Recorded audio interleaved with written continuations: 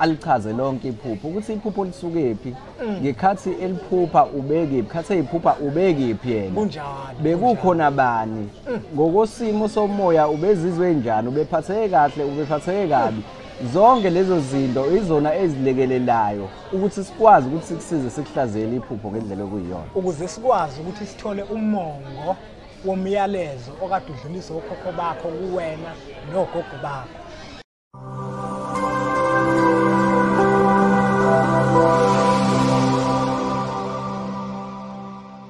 Kwathi angithi kunina benkashana kaMenzi yaphuza umlazi angameva yavula umlilo ngamahlamvu abanye bocima ngamanzi nina belembe leqamanye amalembe ngokukhalipha usishaka kashaka ngemanzi ngesaba ukuthi ushaka kuyinkosi yasemashobeni ngiphinde nginibingelele futhi umhlaba wonke nasendaweni zonke la kuphunyela khona lo mfanekiso oqoshiwe ibizo lami ukuthi sana kusijoyina kule channel ngumlekeleli umshana wakofuze fulele umashiya amahle ngathi azoshumayela umzukulu kaMdumo igaba elimabanga kaThumbula Tshatatsha uTshatatsha kaPheshe uPheshe kaMaguyane uMaguyane kaVaphi uVaphi kaNokhona. Aphinde futhi nginamukele la ku channel yethu Impunga Yesintu TV la ngihamba khona nomkhulu Sibisi nanamuhla futhi angihambi ngedwa ngihamba naye umkhulu Sibisi sibingelele sikwamukele ku channel yethu Impunga Yesintu TV. Hayi ngizocela ukuthatha leli thuba nje ngithi ngiyakhuleka kubona bonke ababukeli bempunga yesintu TV umkhulu Sibisi ke lo ibizo lami uAndile umshana wakoSibisi omahlasa obhuvungana nomlomo ubovu. Wazisho mnewethu yazi uma usho kanje ngifikela ukuthi angibuze ukuthi izibongo zakho ke wena unazo yini ngoba mina ngundluna kaNdaba ontombizi yamncumela ukuthi sizazemkhombisa lesinene sakhuluma ehlathini ekseni ngoba besazivuthiwe ngoba sicela amabele ngizoma lapho mnewethu. Hayi mnewethu ngizozisho ngokulandelayo mnewethu ngizocela ukuthi sizeqo kwamanje sizibambe hayi ngoba manje ngizothi bengizisho hey hayi asizeka. Ngiyakuzwa mnewethu ngifisa sithinte indaba ebalekile kakhulu. Impunga Yesintu TV ibeka phambili ababukeli bayo ibona abantu ebabeka phambili kakhulu ngoba mnewethu sifikile la sachaza ukuthi wena mawusiza abantu ubasiza ngokwamaphupho. Kanti nami futhi ngiyimpunga yesintu amaphupho yona into engikholelwa kakhulu kuyona umuntu. Uma umuntu efisa ukuthi ngimsize ngike ngibheke kakhulu amaphupho akhe ukuthi athini wona ngoba amaphupho mnewethu asuke eyimiyalezo esuka kubantu abadala. Kodwa ke namuhla mnewethu wena into engikulethele yona la kwimpunga yesintu TV ukuthi utshele umbukeli oselahla ithemba njengamanje uthola ukuthi umelele ebusuku kufana nokuthi ufile uvelalale nje kusephandle emva kwaloko bese uyavuka. Khona umuntu othi mina ngiminyaka u30 namhlanje angazi ngiphupha. Umuntu ofana naloyo mnewethu njengoba ukubalulile kumfanekiso odlule ukuthi ukuphupha kuyinto ebalekile kakhulu kumuntu ngoba yilapho ithongo lalisuke likhuluma naye khona kanti nawe momsiza umuntu ulalela wona amaphupho ukuthi abantu abadala bakhe bathini. Kungabe mhlambe kumuntu othi mina ngiphuphi ikhona indlela ongamlekelela ngayo ukuthi akwazi ukuvula amaphupho akhe. Mnewethu asiqale nje ngikufakazele la uma asikhumbuleni ukuthi uma ulele umoya wakho noma ngokwesilungu lokuthi spirit sakho asilala siphumule kunjalo kusuke kulele lo mzimba lo esubona la. So uma ulele uphupha usuku umoya wakho uphumile waya kwelamathongo wayoxhumana nethongo lakho elikwembethe kunjalo lapho khona usuke uthola khona imiyalezo uthole konke ululekwa yithongo lakhe liqondene nawe. Kubalekile ukuthi umuntu ngaso sonke isikhathi akwazi ukuthi axhumane nethongo lakhe ngokwamaphupho ngoba ithongo lakho angeke laqambela amanga. Kunjalo asivumelane la mnewethu bakhona abantu abangasebenzi ngokweqiniso kunjalo ohamba uye kuyena umuntu afike akutshele into engeyona ngenxa ukuthi ufuna ukuthi uze kuyena uzokwenza lowo msebenzisi loyo ugcine wena uqhatheka nethongo lakho. Kanti iphupho noma amaphupho usuke uxhumana nabantu abaqondene nawe abangeke nangelilodwa ilanga bakulahlisa. Uma kuukuthi phakathi komuzi badinga inhlambuluko bazofika kuwena bakuvezele. Bakuvezele. Uma kuukuthi wena njengamuntu kufanele wembule ingubo wazala wembethe bazofika kuwena bakuvezele bafike baxoxe nawe indaba baxoxe njengoba sixoxa nje nawe mnewethu buka mnewethu khona omunye usisi kade thinta impunga yesintu uthi impunga yesintu kade ngilele ebusuku ngosasumhlaziyela lephupho uthi ngithema ngilele ebusuku ngiphupha ngaphupha kukhona umuntu ngekhaya wafika ngembathisa umhlwehle omhlophe ubuza lelo phupho uthi ngabe kusho ukuthini lokho mpunga yesintu ngoba lo muntu lona uvela wafike nje wangembathisa umhlwehle omhlophe umhlwehle uyabona-ke impunga yesintu lapho kungafuneka ukuthi-ke bese siyaxhumana naye usisi ngoba lelo phupho lingasho izinto ey'mbili okokuqala lingachaza ukuthi lowo muntu loyo kudinga ukuthi embulwe ingubo okwesibili futhi lingaphinde lichaze ukuthi lowo muntu loyo mhlawumbe ekukhuleni kwakhe kunezinto angenzelwanga zona njengomhlonyana mhlawumbe njengomemulo uyayibona loo nto sekungafuneka ukuthi-ke bese siyahlala phansi nalowo muntu bese siyakwazi ukuthi sixoxe ukuthola ukuthi kahle kahle yini le esele uyazi mnewethu angazi noma mhlawumbe ithongo lakho kusho ithongo lakho liyasebenza ngempela futhi lento yamaphupho uyishanga okuyikona ngoba uyabona mnewethu mina bengikade ngikumbela isisele kodwa manje ngingakukhombisa ngingibela isisele bengithi uzovela ukuhlaziya uqhubeka ukuhlaziya uthi ngoba mawulizwa lephupho libukeka engathi futhi aliphelele kahle kodwa indlela ophendule ngayo wena uvele wathi ungafisa ukuxhumana naye ukuze kube khona imibuzo ethile oyibuzayo ngelinye ilanga mnewethu ngafika la kwimpunga yesintu TV ngazokwenza umfanekiso oqoshiwe othi uma ufisa ukuhlaziyelwa iphupho kubalekile ukuthi ucacise linjengoba linjalo ungashiyi lutho mnewethu umuntu uma efuna ukuhlaziyelwa iphupho ahlaziyelwe ngendlela ekuyiyona kuke kubaluleke ukuthi umuntu alichaze lonke iphupho ukuthi iphupho lisukephi ngekhathi eliphupha ubekephi khathi eyiphupha ubekephi yena bekukhona bani ngokosimo somoya ubezizwe njani ubephatheke kahle ubephatheke kabi zonke lezo zinto izona ezilekelelayo ukuthi sikwazi ukuthi sikusize sikuhlaziyele iphupho ngendlela ekuyiyona ukuze sikwazi ukuthi sithole umongo womyalezo okade udluliswa okhokho bakho kuwena nogogo bakho mnewethu la ngike ngizwe ngithola abantu la bengifonela bengisendela WhatsApp umuntu athi mkhulu sibisi ngicela ungihlaziyele iphupho ngiphupha inja avela athi hayi ngiphupha inja yenzani inja uphupha yenzani inja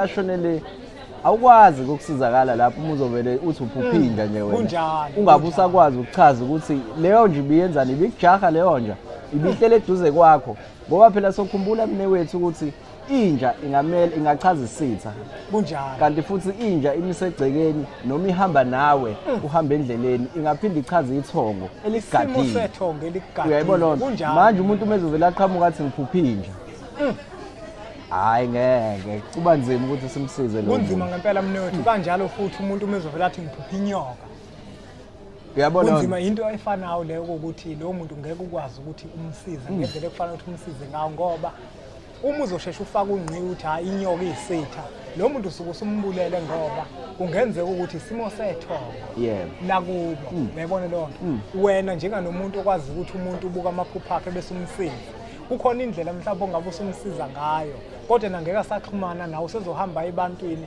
ayofuna umuntu okuxosha izitha kanti kufana ngabe ufuna into ezomlekelela ekutheni mhlawumbe ithongo malingcolile akwazi ukugeza ithongo manje mina uthi ngifisa ukubuza ukuthi umuntu uyakwazi ukumvulela amaphupho uma kuwukuthi akaphuphi inhlobo hayi umuntu siyakwazi ukumvulela amaphupho mnewethu sizokhumbula la ukuthi ziningi izinto ezidala ukuthi abantu bangaphuphi ziningi izinto ezidala futhi ukuthi abantu bangawakhumbula amaphupho bese ngakhela phezulu nje uma kuwukuthi ubangwa yidala okokuqala kunjalo kuyakuphazamisa lokho emaphushweni ngoba ngicabanga ukuthi unaso isihloko ukhuluma ngaleyo topic leyo ngoba lithi ithongo lelilanga la komalume likulethela into ebese liyaphakama leli elingala lithi yini ufunani ulala ngoba umntwana wethu kanjalo futhi noma kusuka leli elingala liza ngala ugcine kunalowo mbango loyo uyithola usumuntu ongaphuphi noma uma uphuphile uthola ukuthi uyavuka eksena wakhumbula amaphupho kunjalo yabo lona lapho kusuke ukuthi ke kufuneka ulungise wena isibongo sisebenzisayo ukuze ungabe usubangwa yilabantu abadala yabo into yenze ekhaya leyo kukhona izinto okufanele uzenzele ekhaya ezikuphazamisayo emaphushweni. Mase kuzoba khona-ke izinto njengokuthi nje wena siqu sakho uthola ukuthi umuntu ongahlanzekile, umuntu oyibandakanya nezinto ey'ngalungile ey'gcina zingcolisa wena. Mhlawumbe umuntu othanda kakhulu ucansi ngoba ucansi balithanda kakhulu le nkathi yanamuhla. Yebo, uhambe ungene uhambe ulala. Bonke abantu la. Uyayibona lonto leyo. Ngaleyo ndlela-ke ithongo lakho liyangcola bese lingakwazi ukuthi wena uxhumane nalo. Lulethe imiyalezo. Yebo. Ziningi izinto ezidala ukuthi abantu bangakwazi ukuxhumana namathongo, kepha siyakwazi-ke thina sowosibili sobhubungane ukuthi sikusize sikulekelele sikuhlambulule bese siyakwazi ukuxhumanisa nethongo lakho ebese liyayikhulumela nawe likhuluma indaba nawe. Omunye umuntu mnewethu uzothi mina ngiyazithiba ocansini, mina angiyena umuntu onendlela ezingalungile, ngumuntu ozamayo ngaso sonke isikhathi ukuthi aqikelele ukuthi uyalihlonipha uhamba ngokuqonda njalo njalo, kodwa nginenkinga amaphupho awavuleki. Mina ngisizakala kanjani mina? Ikhona mhlawumbe indlela engenza ngayo ukuthi awami amaphupho mina umuntu ozibonayo ukuthi indlela zakhe ziqondile. Ukuthi mhlawumbe nami amaphupho avuleke engeve ukuthi abazali bami abacacanga mhlawumbe ngokungaphelele, bacaca ngokuphelele. Akukho mbango phezukwami, akukho kungcola okukhona phezukwami, kodwa manje nginenkinga mina engingayiboni. Ngiwavula kanjani? Okanye kuyenzeka yini umuntu angabangwa, angabinako ukungcola bese angaphuphi kodwa? Kuyenzeka kakhulu ngoba mnewethu sokhumbula phela ukuthi mengingcola ithongo nawe ungcolile. Kunjalo. Wena ungayigcina uhlanzekile ngaso sonke isikhathi, kodwa uma ungalihlambululile ithongo, lokho ngakuphazamisa emaphushweni. Ugcina ungasaphuphi ngoba manje awukwazi ukuxhumana nalabantu laba. Omunye umuntu uzofuna ukwazi ukuthi umsiza ngani umuntu ukuthi avuleke lawo maphupho. Ungabe mhlambe isiwasho noma umthandazo noma uthatha isimo sekhandlela noma wenza njani? Hayi simsiza ngeiwasho, kuneyiwasho ezihlukile ezimbili esikwazi ukuthi sikusize ngaso esafundiswa yithongo. Lezo yiwasho ngiyayigarantela uma usebenzise zona nje hayi amaphupho ayaqaqeka. Siyakwazi futhi ukuthi siphinde sikuthathe siyokufaka emanzini sikuhlambulule ngokwethongo. Uhlambululeke ngokomoya. Ebese uyakwazi ukuthi uxhumaneke nethongo ngaleyo ndlela. Hayi mnewethu, umbukelo wempunga yesintu TV uma ukuthi kukhona okunye safisa ukuthi acaciseleke kukona. Ngiyacabanga mina njengempunga yesintu ukuthi ngakuhle kakhulu ukuthi axhumane nawe, akushayele kuzona inombolo lezi azibonayo edlulayo la ezakho umkhulu Sibisi, akuzona zempunga yesintu. Mbukelo wempunga yesintu TV ngohlala ngaso sonke isikhathi ngibaletha abantu abazoba usizo phezukwakho. Uzokhumbula ukuthi impunga yesintu kukhona izigaba la ehamba ingafiki khona kuzona. Yingakho-ke ngothatha abantu ngibalethe engibona ukuthi bangakwazi ukuthi banilekelele kulezo zinto impunga yesintu engazange iziphiwe ngazo. Kodwa impunga yesintu iphiwe ukuthi kunike umhlahlandlela ngokolwazi, iyinyanga elapha ngolwazi. Umkhulu Sibisi-ke usekubalulile ukuthi-ke uyakwazi ukuthi akuvulele amaphupho akho. Muthinteke kuzona inombolo lezi ozibonayo nomfanekiso oqoshiwe udlulisele kwabanye ngoba nakubona uzokwazi ukuthi ube usizo. Siyacela futhi ukuthi niqhubeke nisubscribe kwi-channel yethu Impunga Yesintu TV. Mnewethu asibonge kakhulu. Mhlambe athina wakho wokuphetha. Awami wokuphetha athi amaphupho ayinto ebalulekile kakhulu. Kubalulekile ukuthi wonke umuntu akwazi ukuthi axhumane nethongo lakhe, akwazi ukuthi aphuphe bese ayikhumbula izinto ayiphuphile ngoba leyo myalezo leyo ibaluleke kakhulu ngoba isuke iqhamuka kubantu abakwazi ukubona bajule babone ngale la esingaboni khona thina. Ngakho-ke uma kuwukuthi-ke umuntu onenkinga ongaphuphi noma umuntu othi noma esephuphile bese engakhumbuli, hayi sishayele sizokwazi ukuthi thina sikulekelele sikusize. Asibonge kakhulu mnewethu. Ake sithi nje impunga. Ayengibeke inkalo nami ngimbeke yami emahlombe. Ayengibeke inkalo nami ngimbeke yami emahlombe. Ayengibeke inkalo nami ngimbeke yami emahlombe. Wafika inyoni yahlala phezu kwethu. Wafika inyoni yahlala phezu kwethu.